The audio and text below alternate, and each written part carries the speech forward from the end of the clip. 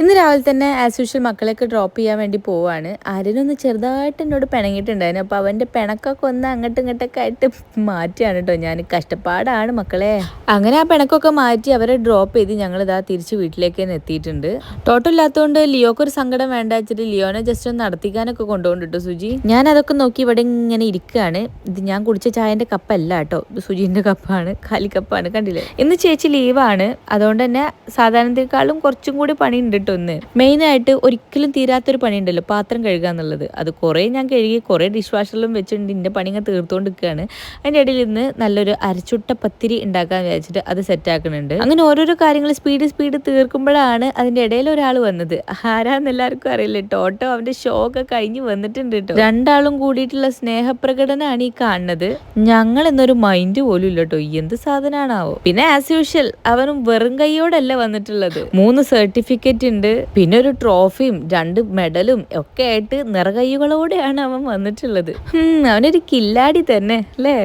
കണ്ടില്ല അവൻ്റെ ഒരു ഇരിപ്പ് എന്താലേ. ഇന്ന് ഇവരെവിടെ ഇങ്ങനെ കെട്ടിയിട്ടിരിക്കുകയാണ്. കാരണം അവരെ കൂടിൻ്റെ സൈഡിൽ കുറച്ച് ഇന്റർലോക്കിന്റെ കുറച്ചൊരു പണികളൊക്കെ ഉണ്ടായിരുന്നു. അപ്പോൾ അതവിടെ നടന്നുകൊണ്ടിരിക്കണോണ്ട് അവരെ കൂടിൻ്റെ സ്ഥാനമൊക്കെ ഒന്ന് പോയിട്ടുണ്ട് കേട്ടോ. പിന്നെ ഉച്ചയായപ്പോൾ ഞാനൊന്ന് ഡ്രസ്സൊക്കെ മാറ്റി മക്കളെ പിക്ക് ചെയ്യാൻ വേണ്ടിയിട്ട് പോകാൻ ഇറങ്ങിയതാണ്.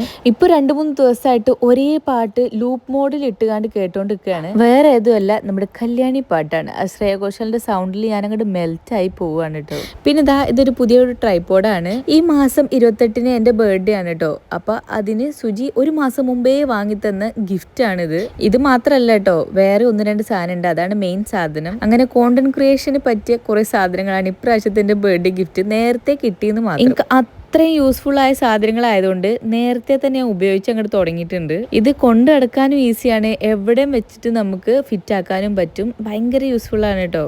അടിപൊളി സാധനമാണ്. ആകെയുള്ളൊരു സങ്കടം ബർത്ത്ഡേക്ക് പ്രത്യേകിച്ച് സർപ്രൈസ് ഒന്നും ഇല്ല എന്നുള്ളതാണ്. പോട്ടെ, നമ്മൾ എന്തായാലും യൂസ്ഫുൾ ആയ സാധനം കിട്ടിയല്ലോ. ഞാൻ നേരത്തെ പറഞ്ഞില്ലേ, ഇന്റർലോക്കിന്റെ പണി തകൃതിയായിട്ട് നടന്നുകൊണ്ടിരിക്കുകയാണ്. അപ്പോൾ അവരുടെ കൂടെ ഒക്കെ വെളിയിലാണ്. ഈവനിങ് ആയപ്പോൾ സുജി വന്നിട്ടുണ്ടായിരുന്നു വിത്ത് ലോഡ്സ് ഓഫ് സ്നാക്സ് ആയിട്ട് വന്നിട്ടുള്ളത്. ഇത് ഞങ്ങളെ സ്നാക്സ് വെക്കണ ഒരു ഏരിയ ആണ് കേട്ടോ. ഇവിടെ ഇങ്ങനെ ബോട്ടിൽസ് ഒന്നും കാലിയായിട്ട് കിടക്കാറില്ല. ഇപ്പൊ കുറെ ആയിട്ട് സ്നാക്സ് ഒന്നും കൊണ്ടുവന്നിട്ടില്ലായിരുന്നു. അതുകൊണ്ട് തന്നെ ഗംഗ ആടയാഭരണങ്ങൾ എടുത്ത് നോക്കണ മാതിരിയാണ് ഞാൻ ഈ സാധനങ്ങളൊക്കെ എടുത്ത് നോക്കണത്. കുറേ സാധനങ്ങൾ ഉണ്ടോ, കേക്കൊക്കെ ഉണ്ട്. എൻ്റെ കിളി അങ്ങോട്ട് പോയി. ലഡു, മൈസൂർ പാക്ക്, ഇനിയൊന്നുമില്ല സാധനങ്ങൾ. എല്ലാം അങ്ങോട്ട് സെറ്റാക്കി ബോട്ടിൽ അങ്ങോട്ട് വെച്ചു. ഇത്രയും അൺഹെൽത്തി ആയിട്ടുള്ള സാധനങ്ങൾ ഉണ്ടാകുമ്പോൾ അതിന് നടുക്ക് വെക്കാൻ എന്തെങ്കിലും ഒരു ഹെൽത്തി ആയിട്ടുള്ള സാധനം വേണ്ടേന്ന് വിചാരിച്ചിട്ട് ഞാൻ ഈ വത്തക്കേനെ അറിഞ്ഞു പൊറഞ്ഞു അങ്ങോട്ട് കട്ട് ചെയ്തു. ഈ കട്ട് ചെയ്യണ രീതിയിൽ എന്തോ ഒരു പന്തികേട് കണ്ടിട്ടാവണം സുജി വേഗം വന്ന് ഒരു കേക്കിന്റെ പീസൊക്കെ തന്ന് എന്നെ ഒന്ന് സോപ്പിടണുണ്ടായിരുന്നു. അപ്പൊ പിന്നെ ഇതൊക്കെ കഴിച്ച് ഞങ്ങൾ സിനിമയൊക്കെ കണ്ട് കുറച്ചു നേരം അങ്ങോട്ട് ഇരിക്കട്ടെ കേട്ടോ. അപ്പൊ ശരി, ബൈ.